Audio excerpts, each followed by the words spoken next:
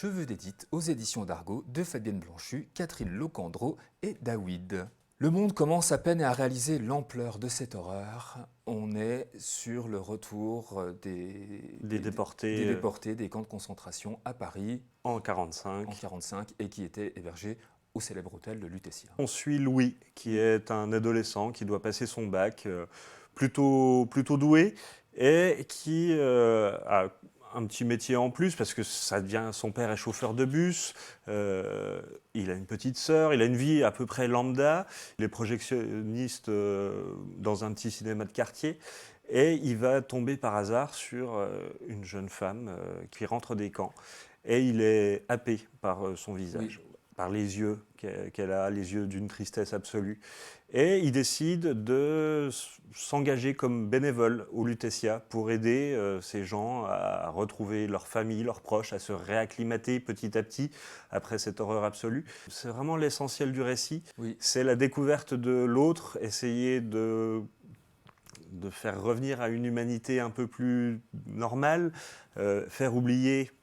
Je ne pense pas que ce soit possible, mais adoucir l'horreur absolue. Oui. Et c'est un récit extrêmement touchant. Enfin, là, pour le coup, c'est un récit qui se passe sur 12 jours. Hein, voilà, c'est très court. C'est très court. Il y a évidemment la place que prend Édith est énorme, mais Louis a aussi une histoire personnelle un peu plus compliquée qu'on va découvrir petit à petit.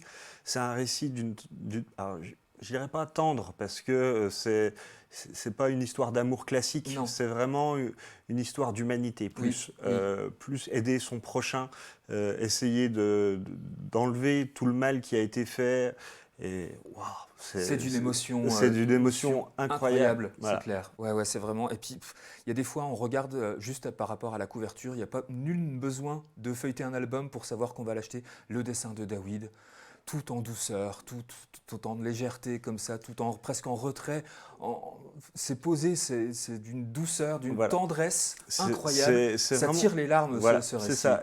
Mais c'est pas un tire-larmes. Non. C'est ça la difficulté quand on s'attaque à ce genre de récit, c'est d'arriver à ne pas y aller avec ses gros sabots et de laisser la place à l'émotion, tout bêtement. Ouais.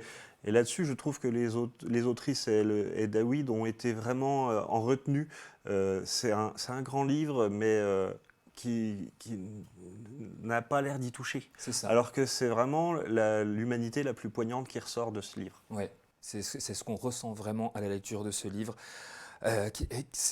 C'est aussi un livre pour la mémoire, qui nous rappelait de nos choix, aussi de nos actes, que nos paroles ont un impact surtout en cette période troublée qu'on vit en ce moment en 2025.